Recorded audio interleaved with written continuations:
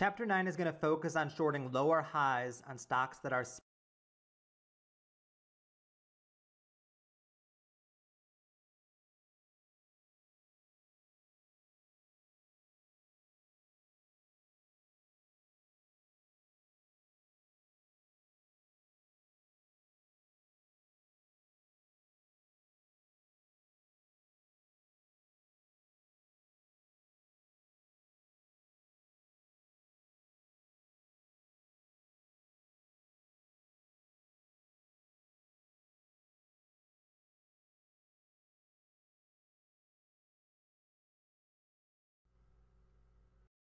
on a setup that I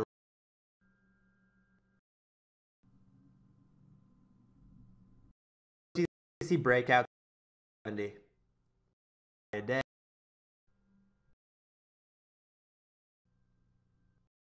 Sided trades, I'm just usually not as comfortable. It's comfortable. I see chart letter that I for even other instance for play that and really big flow through in your one, but it got a $1 trade top out happening and then from the top got 1 point. Doesn't even consider another $1 top there. These get break stubborn break and I said sure G is started by Sunday. I said just I could round that day because petty profit off by I did show to dive into the live trades now and get a look at some of these plays as they develop. First up, let's take a look at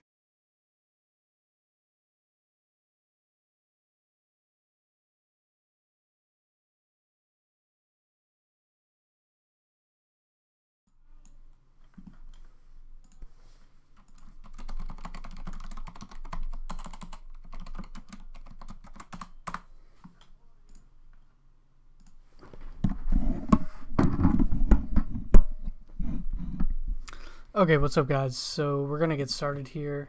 Don't have too much time tonight, so I'm going to hop right into this watch list and then we're going to go over a few chapters of Connie's DVD. I'm just going to show it to you guys.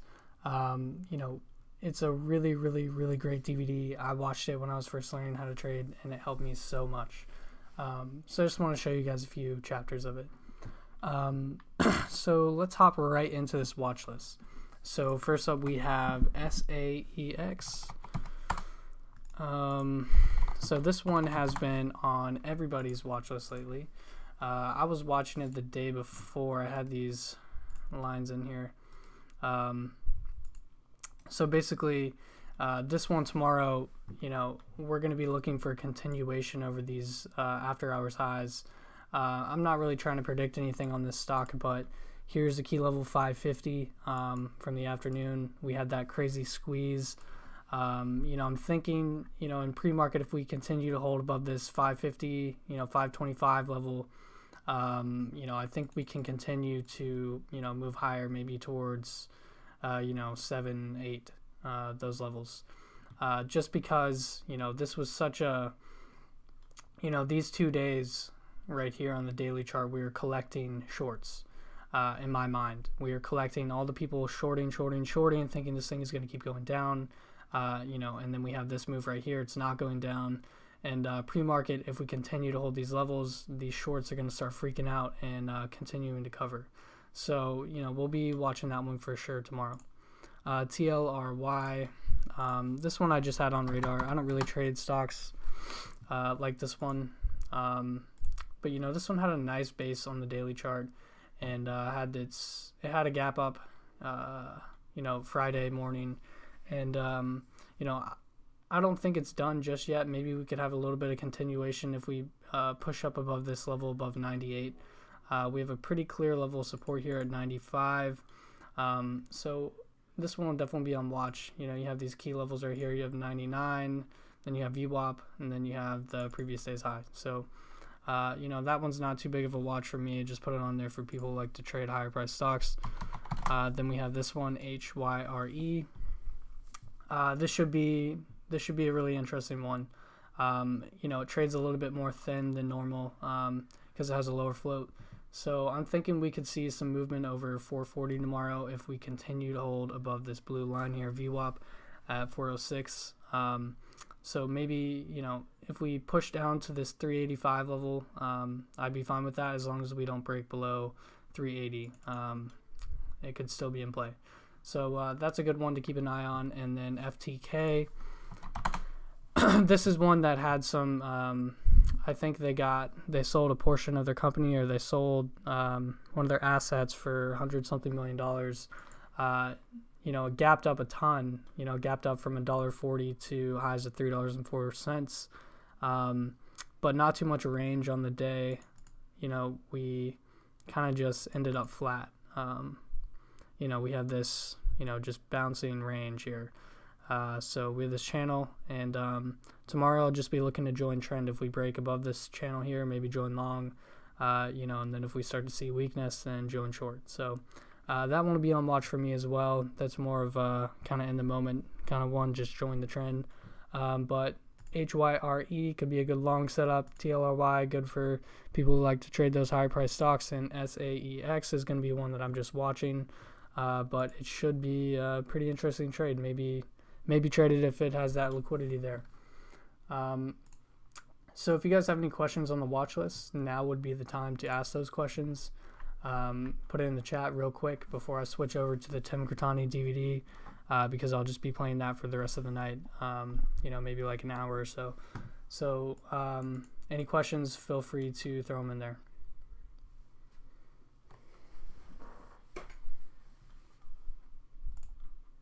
And if you guys have any stocks you want me to look at right now, will be perfect time for that.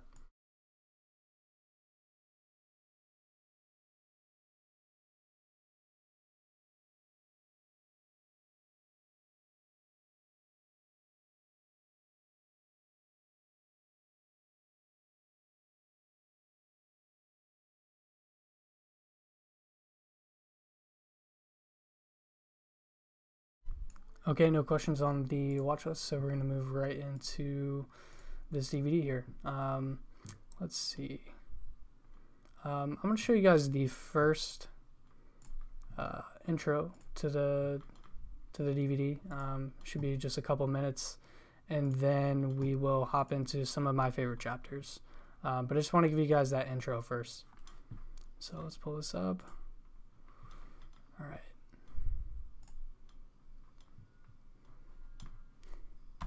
Going work for the last 7 months as I obsessed over this project. The support both of you offered me throughout this process was invaluable, and I could not have completed this project without you.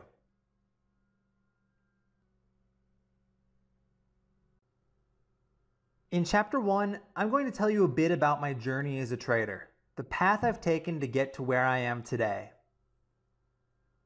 For the past 4 years, I've been a trader. About 3.5 of those years, I've been trading full-time. Over that time, I've made $2.7 million in net trading profits before taxes.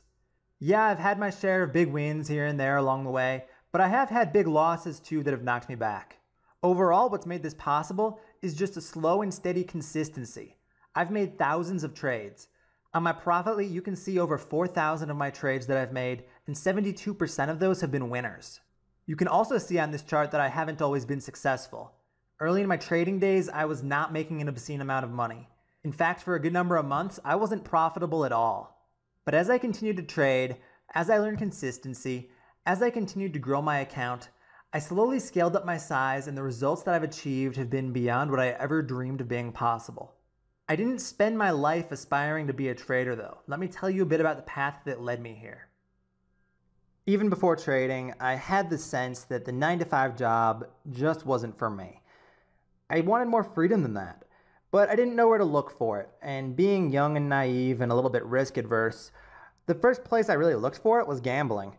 Poker blew up early during my high school years. That was back when Chris Moneymaker won the World Series of Poker, and Texas Hold'em really caught on. Everybody thought, hey, the average Joe can beat a poker professional and win millions and millions of dollars.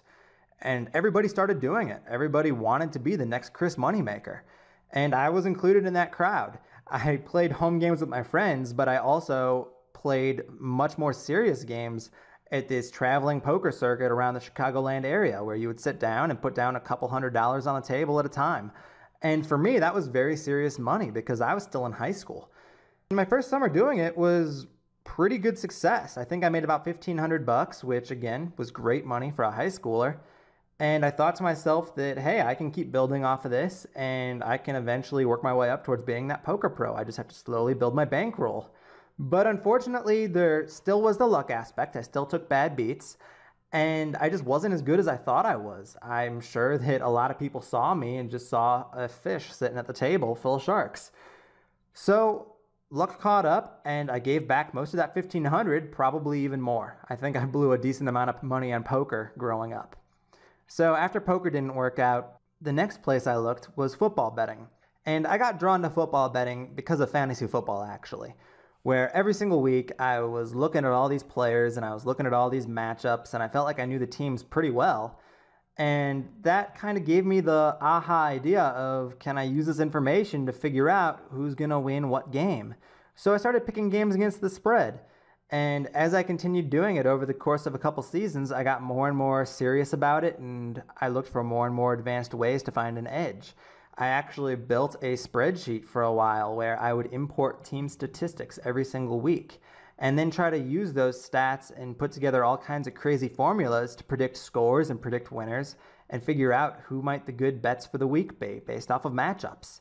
For a while, again, great success with this. I won a free-to-enter contest of about 715 people, I think. It was a $5,000 win, and then from some further bets I placed in order to be able to claim the money, I think I made about $9,000 over one season of football betting from winning this contest. But again, luck caught up to me, and reality caught up to me.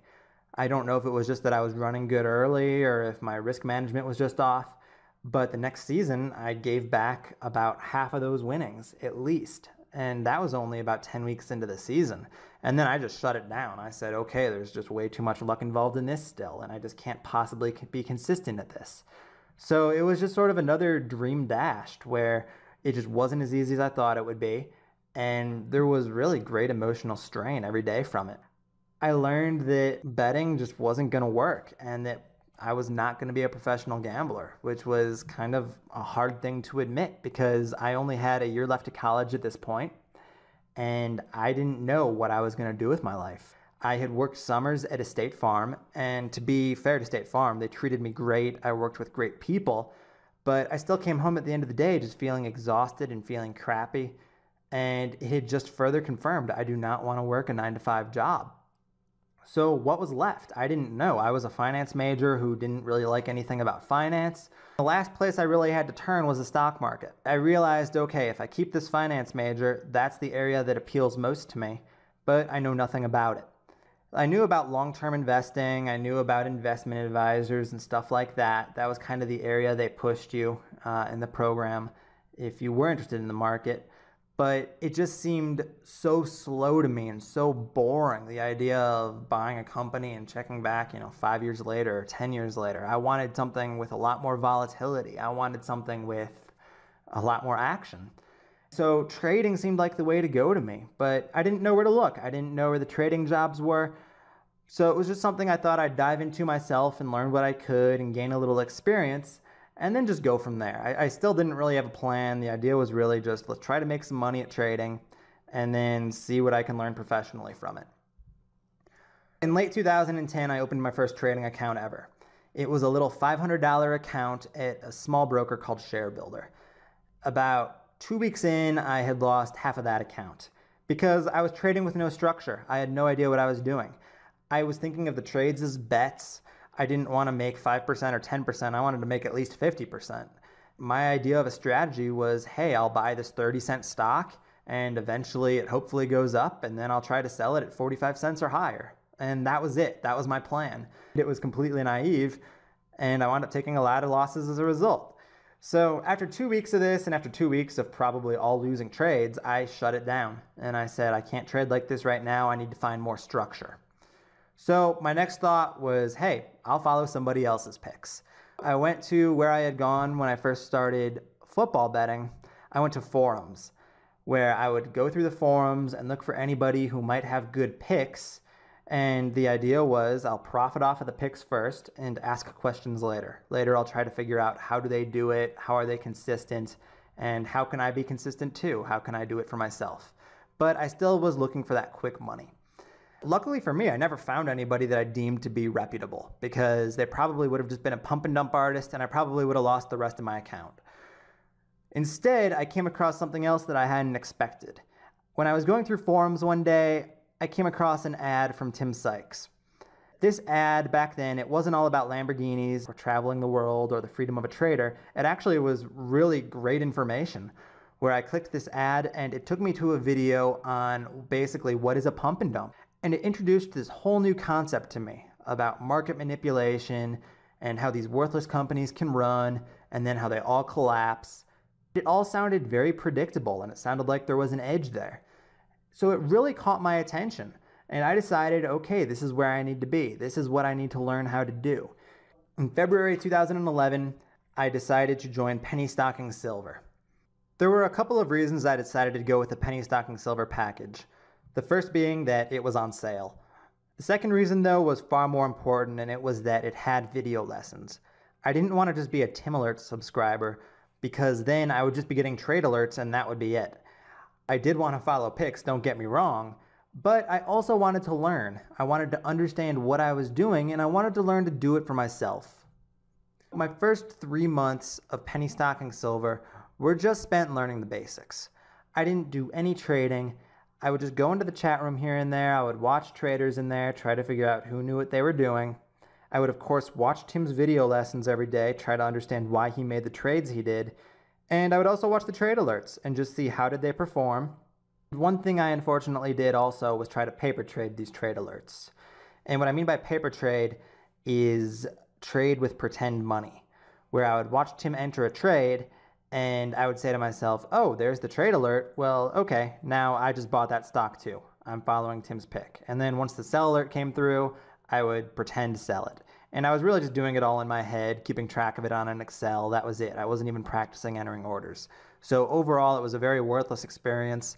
I think I did something like 8 paper trades and they were all winners, which is not surprising because it just wasn't real trading. So after 3 months of doing this, I started trading again in May of 2011. I put $1,500 into my trading account at Thinkorswim. That $1,500 was mine to trade with. It was my own money. It was mine to lose. Now, I was very fortunate over the next couple of months because my parents loaned me some money. They loaned me $13,000. And the point of this money was to open up accounts like at Interactive Brokers that had a $10,000 account minimum, and another broker as well, Speed Trader, I think I went with. Basically, I just wanted to have 3 brokers open at the same time so that I would have 9 day trades a week instead of 3 day trades a week. But the stipulation was that that $13,000 was not for me to touch. I could not trade with that. I could only trade with my $1,500 worth of the money. That money that my parents gave me was only there to keep accounts open, so I respected that. I never took more than $1,500 positions. I never was in more than one position at a time, but that added flexibility of those extra day trades per week from having those extra accounts, it really did help. So once I started trading again, it really was a mix of trading my own ideas and just trying to follow guru picks.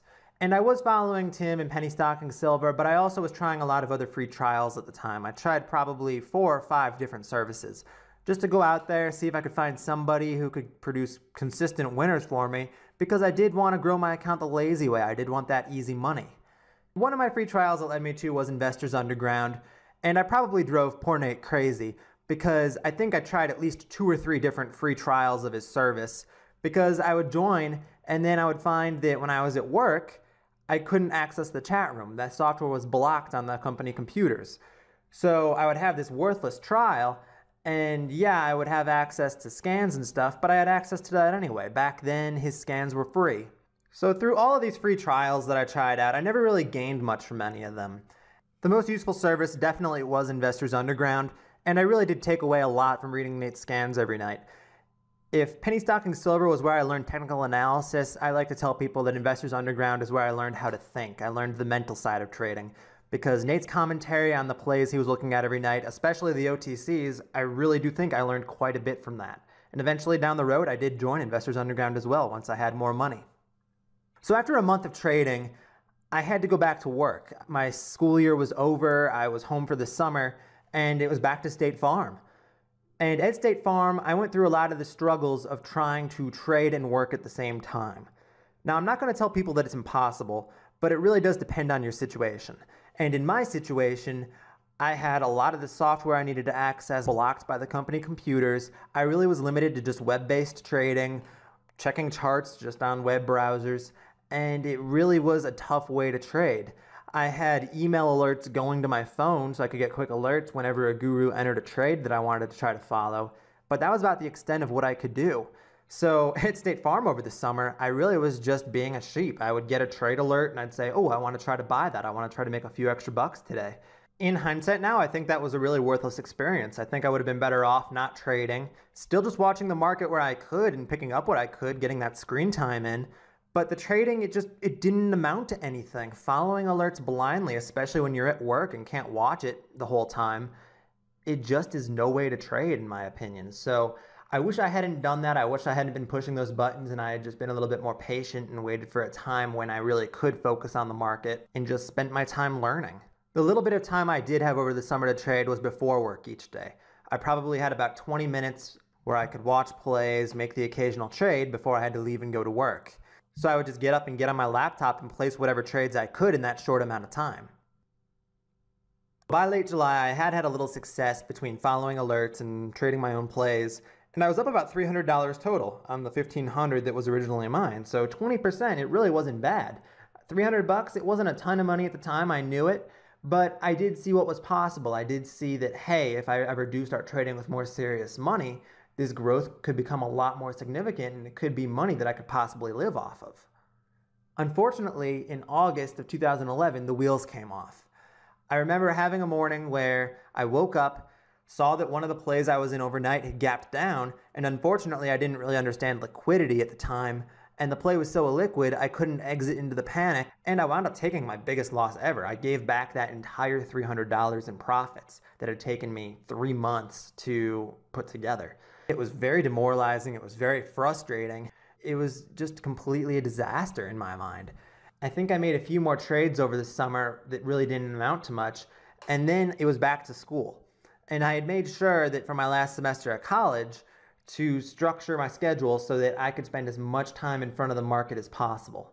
After a summer of hardly being able to trade, the idea of going back to school and having most of the day in front of the market free was very exciting to me. I was starting to look a little more into short selling. I believed that that was a higher odds side of playing. Since promotions all eventually collapse, I wanted to be on that side of the play. I wanted to catch some of these big tanks.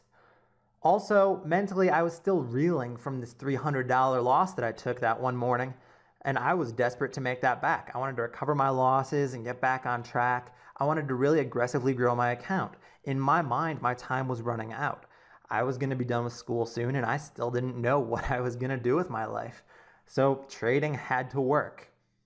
Unfortunately, these factors all combined to me getting way too aggressive, really trying too much with short selling, a lot of plays that I wasn't ready for, and I'm going to go a lot more into detail on this on future chapters. But basically, within a few weeks of being back at school, I was down another $1,300 and I had basically blown up my $1,500 portion of the account.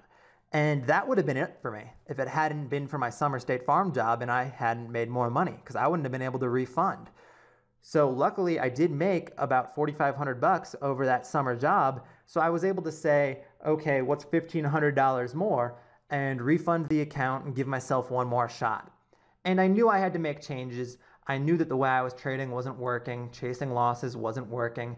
So I came in with a renewed focus and I said, I want to just narrow what I'm looking at. I only want to focus on a couple setups. And the setups I wound up choosing were the long side of OTC promotions. I wanted to learn how to buy new promotions quickly because I constantly saw other traders making huge gains on those.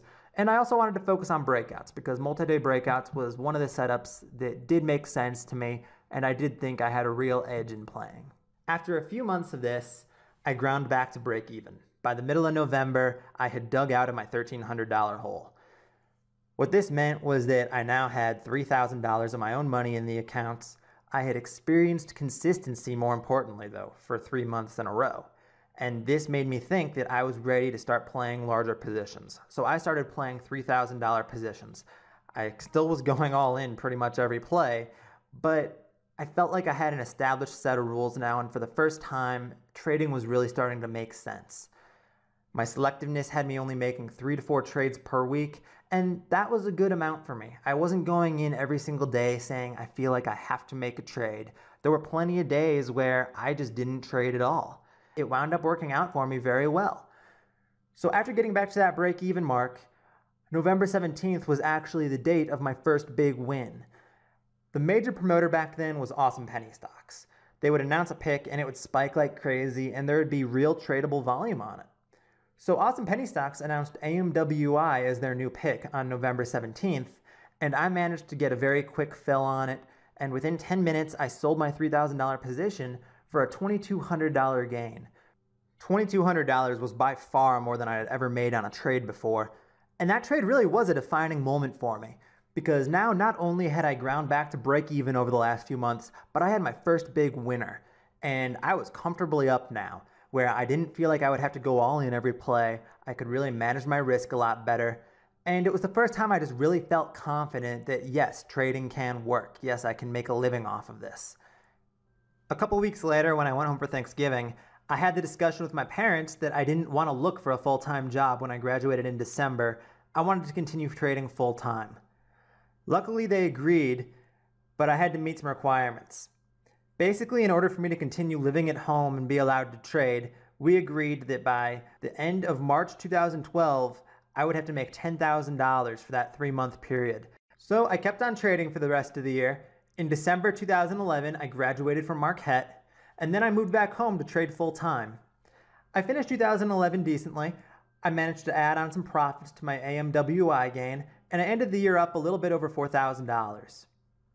But then 2012 started, and the pressure set in of having to make that $10,000 in 3 months. While it was very stressful trading under those conditions, I still managed to build up my account. By February 2012, I was now up $12,000 total, already $8,000 for the year.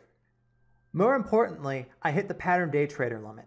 I had $25,000 in total funds between my money and the money that my parents had loaned me.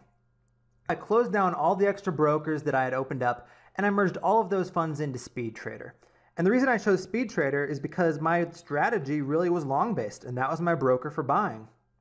So I wanted all my money there, and I wanted to have enough funds so that I could trade freely and not have to worry about the pattern day trader rule. I had achieved enough consistency at this point in my initial promotion longs and breakout longs that I felt I could begin branching out to other strategies, so I also used this newfound trading freedom to practice some other plays, such as buying bounces, for example. As I continued to bring in gains, I slowly paid back my parents their portion of the $13,000. And once my parents were paid back, I started moving funds from Speed Trader over to Interactive Brokers so that I could then start focusing on shorting as well. I hit my goal, I made my $10,000 by the end of March, and I continued to trade full-time, and the rest, they say, is history. Since then, I've continued to branch out and learn new setups. My strategies have changed quite a bit as my trading has evolved. I continue to learn every day, I continue to try to improve every day, but I still have a lot of deficiencies as a trader. Some areas that I know I need to work on are position sizing, impulsive entries, and stubbornness. All of those issues cost me profits, sometimes result in losses that are much larger than they should be, and so it's a daily battle just working through that and trying to find ways to better myself. So there's the brief recap as to how I've gotten to where I am, and I know I glossed over a lot of points.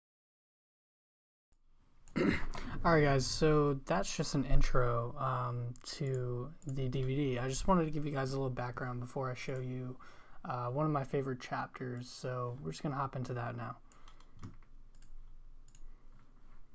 Focus on shorting lower highs on stocks that are spiking. One of the methods I have used to try to time the top of a spike. The basic idea behind this strategy is that even the stocks that are big runners, they don't just go straight up. There's usually a lot of choppiness along the way and a period where the stock has to pull back and consolidate before it can set up for the next leg higher.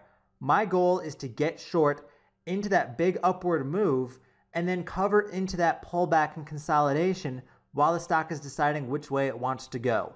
I want to take advantage of that predictable pull, and then I want to cover up and I want to move on to the next setup.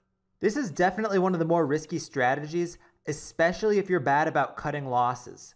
It's very easy when you see a stock running to say that the move is too much or that the stock can't go higher, and those are assumptions you just cannot make with these, because most of the time you will be right, but on those rare exceptions where you're wrong, you get yourself into some serious trouble. Also, since the stock is still green when I'm shorting it, since it is still into strength, still into a spike, I have to be careful to make sure I take some size off into pullbacks. I need to pay myself along the way. If I get over patient, it's very easy to let a winner turn into a loser. I'm not shorting into these spikes thinking that I'm shorting dead top of the move and the stock won't go any higher.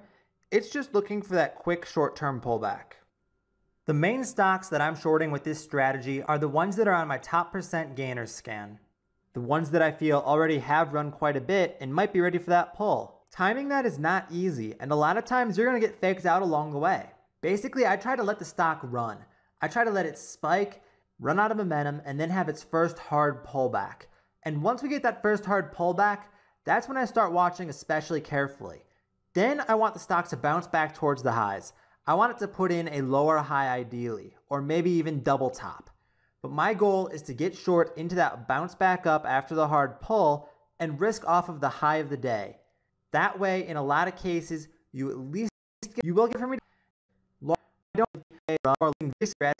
because this is actually some of the action you saw earlier in the DVD when I was playing its breakout. It had this first big spike from the 425 area up to $5, and then it did pull pretty hard back down to 475. But that's not a move that I would consider for a short, because it did just break out past the 475 area. So I don't think it's extended enough yet. I'm thinking about how much is it up past that breakout area. And 25 cents a share, which is less than 10% in this case, that's just not that much. But as it continues up, the first really hard crack, really hard pull we see out of it is up near this $6 area. And you get a nice hard pullback from about 580 or 590 all the way back down to 550. After that crack, we start to get this bounce. And this bounce is an example of something I would look to short into with that 590 high of day risk. As we move on to this next chart, you can see that we did get some further fade after that peak up. It perked out at about 580 it looks like on the lower high, and then faded right back to that 550 area, and after some consolidation even cracked under 550 briefly. This is an example of an idea that would have worked out okay, and I would have been covering into this move. Maybe I would have saved a small piece for a bigger move, but I would be paying myself along the way into the fade. But if I had stayed over patient, if I hadn't paid myself, if I had tried to hold out for total collapse back down to $5 or under, I would have put myself in a world of hurt, because this did squeeze back, this did reach new highs. And later, as I broke past this 590 area, I would have been forced to cut the loss. The very next morning on VLTC is another example. We had this big gap up in morning spike. From a low of about 625 all the way above 7. It topped out at about 710 that morning. And then we had a quick 50 cent a share pullback back down to 660. After that pull, here we go again, another bounce. And that bounce is something that I might think about shorting into. I would short into that lower high, 680, maybe 690, something like that, and I'd be risking off that high of day at 710. There was a quick couple of minute pull back into the mid 660s right after that, but then it blew right back up to the highs of the day and broke through 710, and I would have been forced to cut that loss. So in this example, it would not have worked. That doesn't necessarily mean the play is over though, and that doesn't deter me from trying again. I'm going to let the stock go higher, and next time it sets up, I'll just try again. And the next time it sets up, it is topped out up in about the 740 area and then had a hard crack right back under $7. So into the first good perk after that crack, up to this 725 area. I'm trying again. I'd be shorting there. In fact, I did short there. I got short at about a 723 average if I remember correctly, and I was risking it off of the 738 area. In this case for VLTC, this was the day of the big pullback, day 2 after the breakout. It pulled all the way back down into the 580s. So well over $1 a share from where I entered. Unfortunately, I wasn't able to stay very patient with this. I covered in pieces along the way down. I think the best pieces I got covered were in the 660s, so I left a lot on the table here. And that usually is what winds up happening for me with this strategy, is I'm just taking the quick, predictable pulls, I'm not swinging for the fences, and I'm not giving the stock a chance to ramp back on me. I don't turn it into a guessing game of whether the stock is going to totally collapse or not. I just pay myself along the way and then I move on to the next setup. Let's move on now, showing a couple live trade examples of me putting this strategy into action. The first example of this strategy I want to take a look at is ARNA. Right now, ARNA, it's having a huge run. It's traded awesome volume today compared to any days previous. And really, it's getting to the point where I feel like it's a bit overextended. It's up quite a bit on the day already. You look at the daily chart and you can maybe see some resistance here in the 480 area. But since there wasn't a whole lot of volume on that day, nothing even close to above average, it's not something I'm weighing in too heavily into my decision making here. The reason ARNA has my attention right now is because this really is the most extreme pullback it's had all day. So now that it's having this hard fade, I'm thinking maybe a top is in, and I want to watch rebounds, and I want to short into a rebound with my risk off of that 484 high of day. I really am looking at this more on just the intraday basis at this point. I'm trying to look at this chart and pick up whatever key levels I can from it. And the other thing I noticed is that we have had a few dips here earlier on the run up that all held above the 450 area. So it's possible that if I short into this perk, the next dip does hold this 450 area again. There's still potential for profit there, but ideally we put in a lower high or a double top and then fade off and snap below 450 and start to have a really nice fade down. And I will be paying myself along the way into that.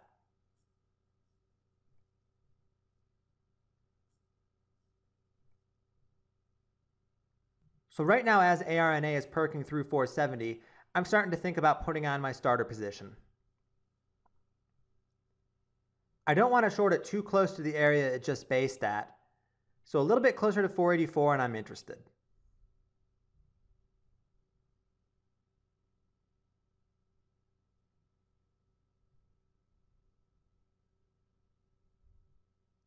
I decide right there mid 470s is good enough for me. I take a 10,000 share starter at 475. I'm risking 9 cents a share on this.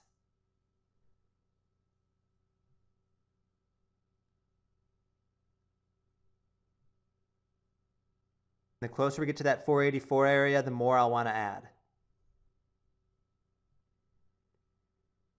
I don't think that first perk back we're just going to blow through 484 here after that hard 20 cent a share fade just a couple minutes ago.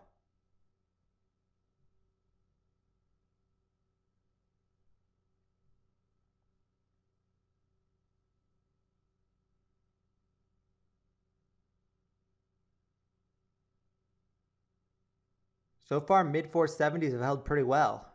It's looking like that might have been a lower high.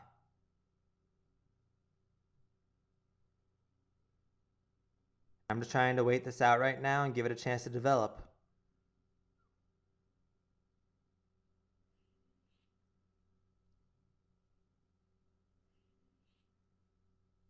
Since it does seem like it's a little bit heavy to me, a little bit weak, I put in another 10,000 share order at 473 on the offer. I filled most of it already. I'm up to 18,850 shares from a 474 average now. And right there, we start to crack back under 470.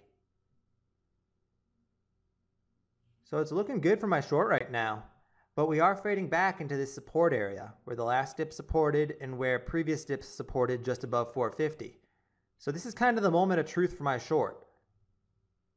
I need to start seeing some real signs of weakness and some breakdown to make me think this is going to roll over further.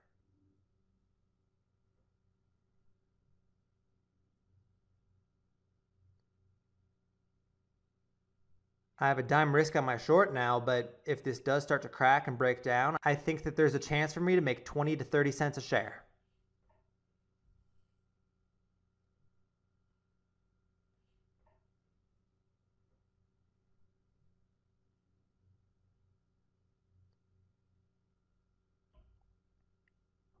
Mid 460s are testing right now.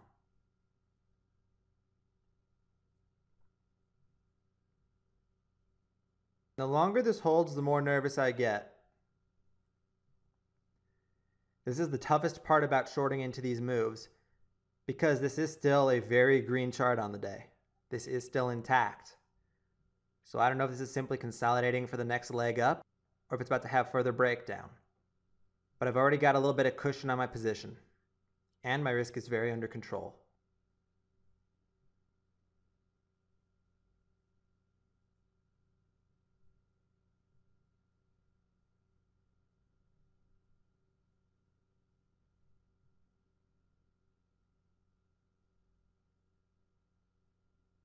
We're getting another test in the mid 460s area right now.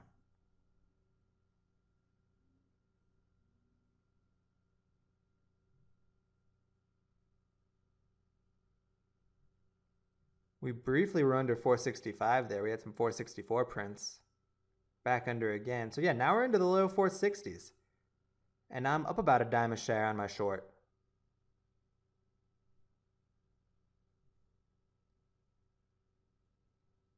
So just a little more support to crack, and then this really should start going in my favor. Sometimes if my size really is out of control, this is where I start paying myself a little bit. Just locking in a little bit for 10 cents a share while I have the gains. But with 18,000 shares from 474 and knowing that I'm only risking a dime, I feel pretty comfortable right now. I want to try to be a little more patient and get a little bit bigger of a move.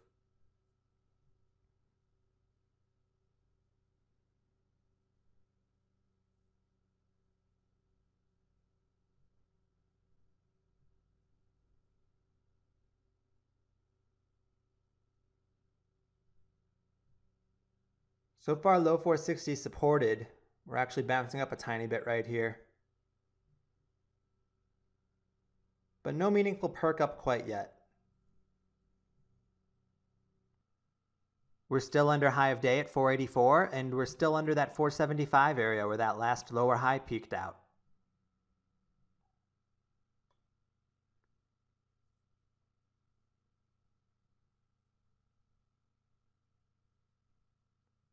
We do start to perk a little bit back through 470 right now, though. But choppiness, that's not unexpected for me. If I start to see some kind of a trend reversal, like maybe it gets over that 475 area, then I might start to get a little bit more concerned and start thinking about an exit strategy. Right here, we are retesting that last lower high.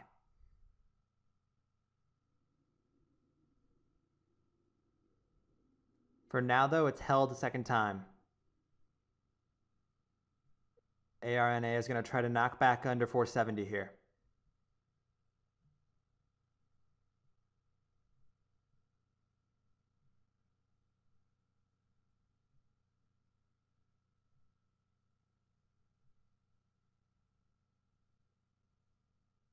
I decided to start taking out a piece right here at 468. I'm looking for some covers because I just don't like how long this is taking. I'm losing patience.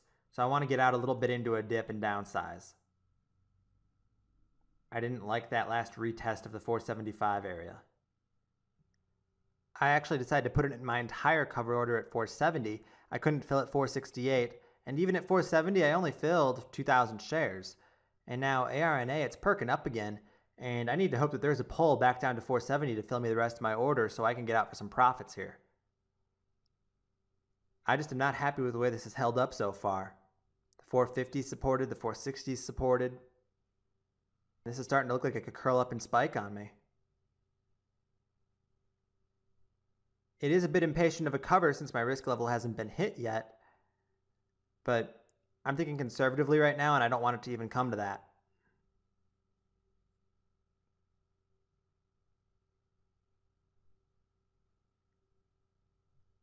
Right now, we're just battling in the mid 470s.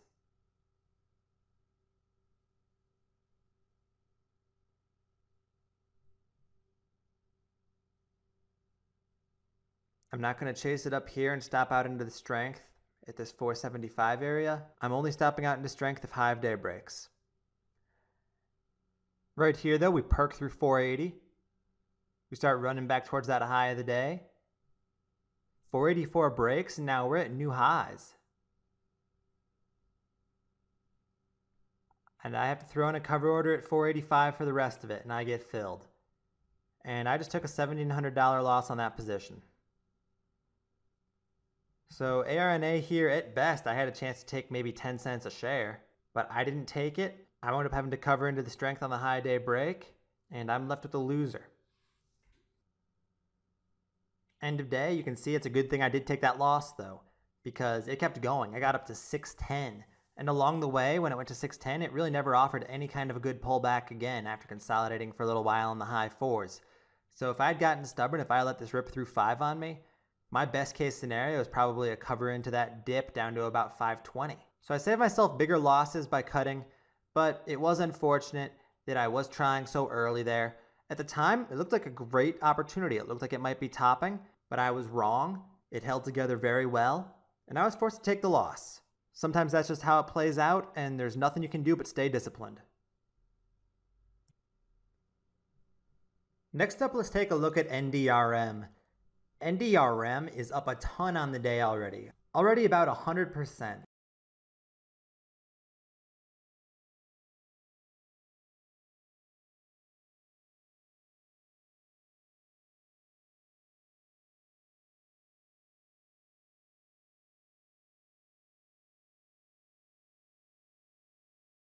Don't go all in. Don't put your really extension down. With every pass from 90 cents up to in another order at 464, I just start. So that was part of the 200 and it held again. Next up, it closed well off of its highs, but that second day it still gapped up. It still retested that low threes area. A stubborn in point because though. Take a look here at AC at the end of this really see later very AC DGLY and D your 9 was and started to build a sell brace usually that's a nowhere and all them but they under and it's A1 being price holding on spike we got it can feel like as the C had some sort of so I have a lot of examples coming up where I'm selling my breakouts way too early. So let's dive into the live trades now and get a look at some of these plays as they develop. First up, let's take a look at CUBA. Start off by checking out the daily chart. A few days back, CUBA had some sort of news that excited shareholders and volume exploded. It ran from 750 all the way up to 1005. It traded volume unlike anything we'd ever really seen before from it. The second day, it consolidated mostly. Closed a little bit down on the day from where it opened. Didn't quite retest that $10 area, but also didn't break down, didn't go red. Now today, on day 3, we are flirting with new highs. In fact, we actually already set a new high today. Take a look in the lower left-hand chart here, the intraday 1-minute chart, and you can see that that break happened early in the morning. CUBA opened up with a morning washout. It got down as low as 935, and then it had this straight-up spike. In about 10 minutes, it went from 935 up to a high of 1005. And that's a good example where I will not buy into a spike. I thought that that move was too much too soon. So I did not buy as it was breaking past 10. I wanted it to pull back. I wanted it to consolidate a little bit more. And that's exactly what happened. Now, after a couple hours of consolidation, we are building back up. We're nearing that $10 level again. And it looks like we may get that breakout soon. So I'm not buying in anticipation. I'm sitting back, I'm relaxing, and I'm waiting until we break past 10. And once we get that 10 breakout, I'm going to try it along. Buying in anticipation, it is usually something that I struggle with a little bit. I see what I think is a breakout setup forming, and I want to get in early. I want that 20 cent a share better average. There definitely is a part of me right now that wants to be longing into dips, risking off that 935 or 940 area, places where previous pulls had held. And I'm not going to say that this strategy is wrong. I'm not going to say that you should never do that. I just know that it isn't right for me. I know I'm not as comfortable when I do that. For me personally, I am better off if I just wait for that breakout. For you, it could be an entirely different story. I think the play becomes much higher odds though once that breakout occurs, so that's why I try to wait for that.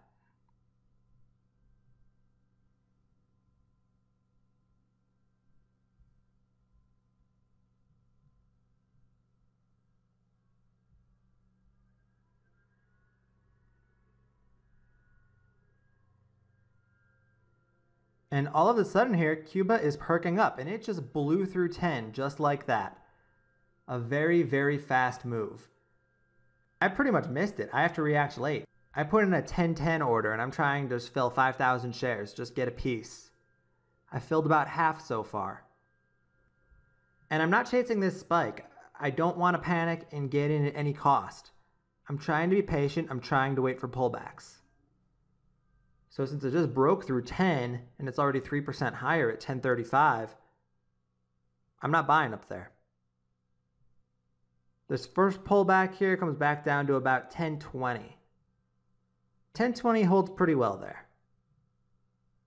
Now we perk back up and we're back near the 1035 high. And now on to new highs of the day, 1040. So far, I haven't gotten the kind of size I want. I do have a little more in another account that I'm not filming right now. But in my Speed Trader account, I wanted a decent amount of size, and I only have 2,400 shares.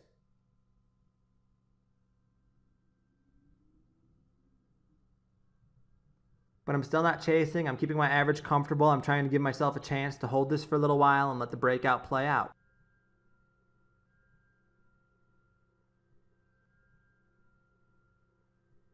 And it is struggling at 1040, so I'm hoping we get our pullback now and retest that 1010 or $10 area.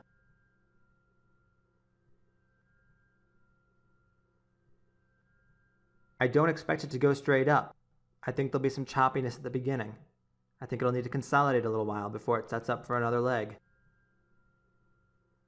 But now that it is over that multi-day breakout level, I will take advantage of dips. I will build up my position.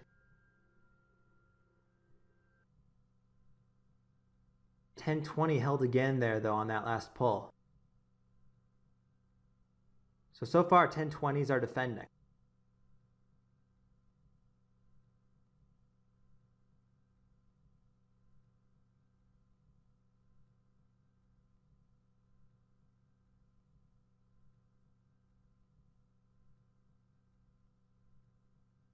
This is a spot where I could be buying into these dips and risking off that 1020 area that has held so far.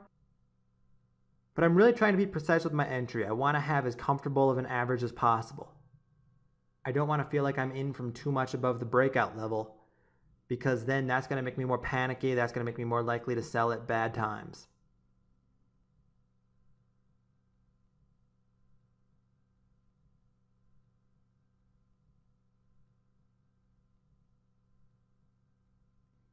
Right now, it's just kind of a slow sideways consolidation in the 1020s. Another test of the low 1020s right now, but still no breakdown, no further fade. And I would be scooping up dips in a heartbeat if we did get that fade.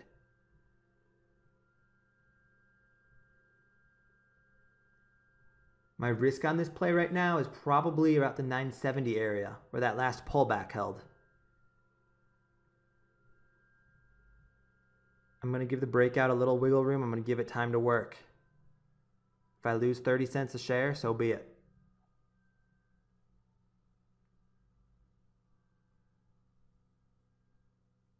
Yet another 1020 test right now.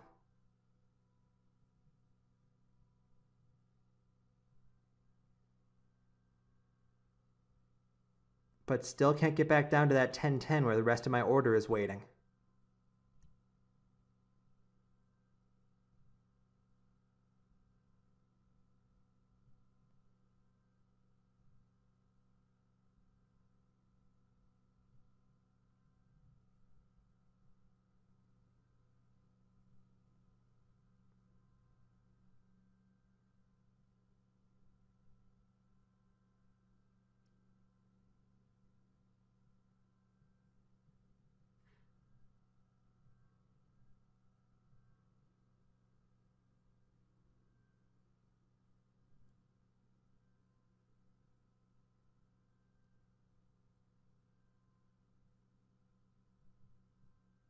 Ask yourself, during this consolidation, during this choppiness between 1020 and 1030, is this an area where you would have trouble holding?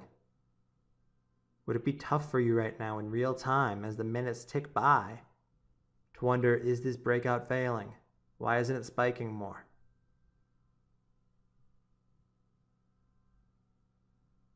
It's much easier than you think to get bored out during consolidation. And just lock in those gains that you have while you have them.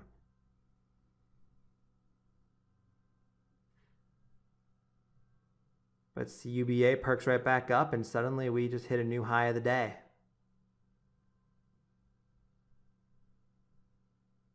So it's starting to look like I may not get the dip that I want.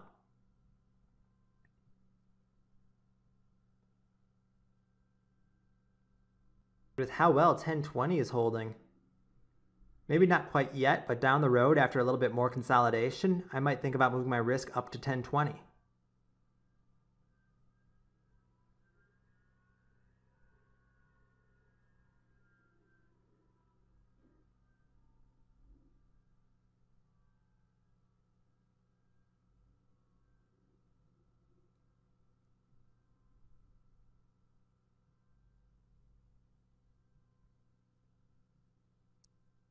CUBA is still looking plenty strong. And it's really starting to rip now. Into the 1050s.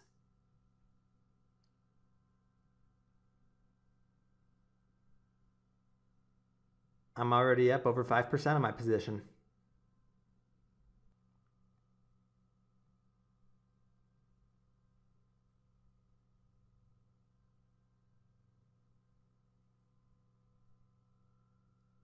So this is about the point where I would move that risk level up to the 1020 area. And I did just cancel the rest of my buy order because now it becomes clear I'm not going to get that dip. And if I did get that dip, I don't know if I would want it anymore. We held 1020 for a while, and now we're getting that next leg up. So from this point on, I think 1020 should hold.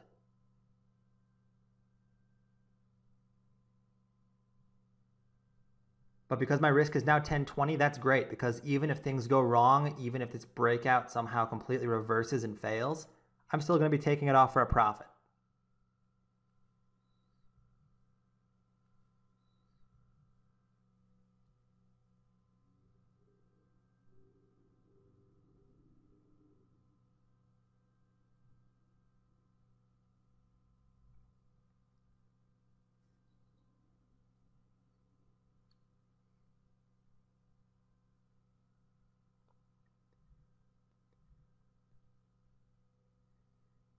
Cuba just keeps on trucking. We're now in the 1080s. Or at least we briefly were before a seller knocked it back.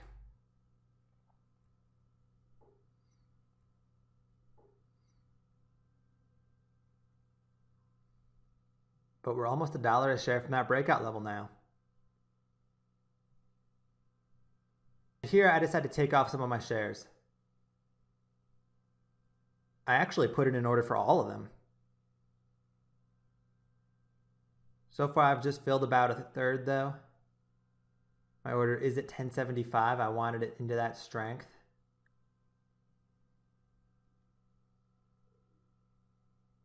If we get a rebound back up now into the 1070s, I will be filling the rest.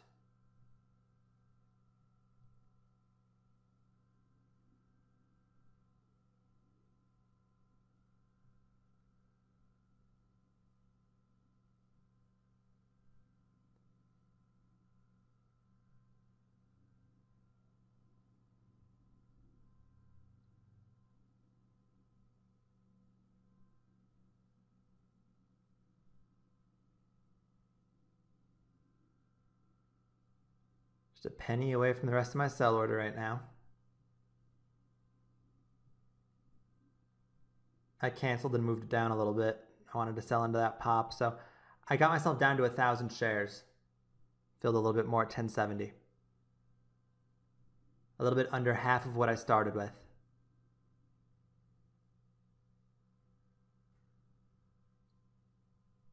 It was a hard pull from 1080 down to 1050, so that rebound back up, I want to be selling into that push near the high of day.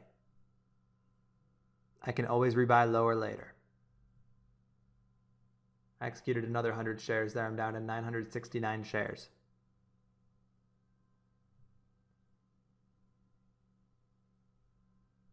And all these sells have been within about 12 cents a share of the high of day so far.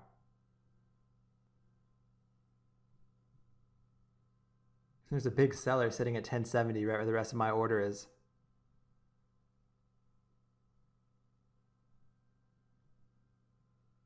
This is one of those situations where the big seller, you would think that would scare it down.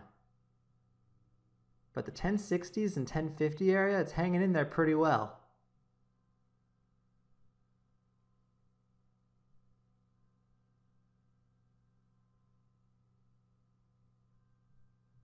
I definitely noticed that. And that's why I canceled the rest of my order right there. Because I'm starting to think, okay, if that big seller isn't getting this to crack and break down more, if that can't make it snap under 1050, well, if it gets taken out in a minute, we might spike and be at new highs before you know it.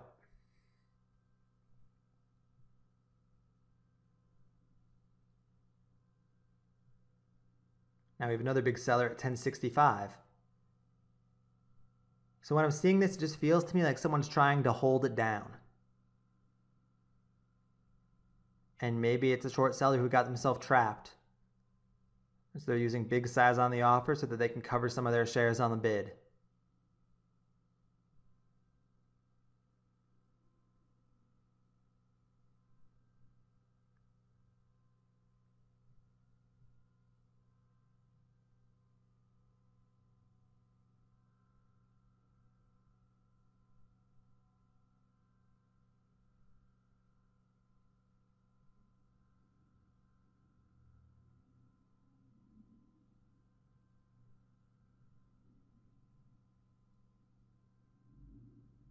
Ooh, but now there's a little bit of crack. Dip it under 1050. I don't sell into that weakness though, because that 1050, that's not my risk level. My risk level is 1020. I'm not going to sell into a random fade.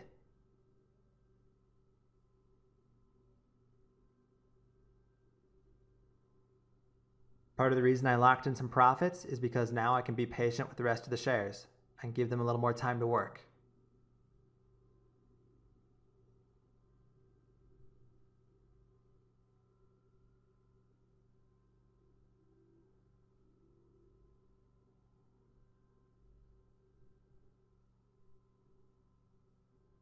After that 1050 crack, the 1050s did reclaim. We are holding 1050 again now.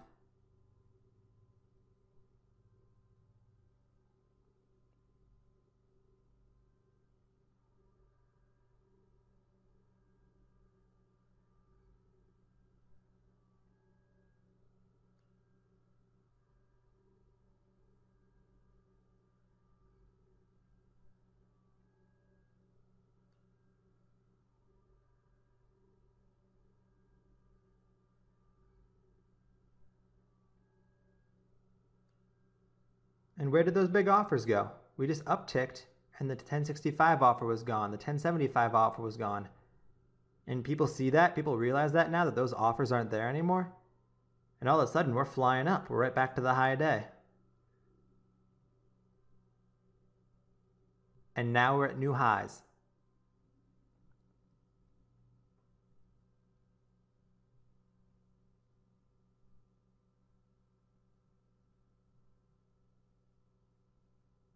We start battling a bit here in the 1090s.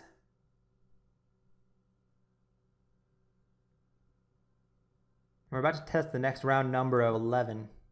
So I sold my shares there. I sold in the 1090s just because I didn't know how 11 was going to react. I wanted to take off the rest into a spike. I made 7% though, and that was trading this very, very conservatively. End of day, you can see just how conservative it was. Cuba got all the way up to 1185 on this day, so I really only caught about half the move.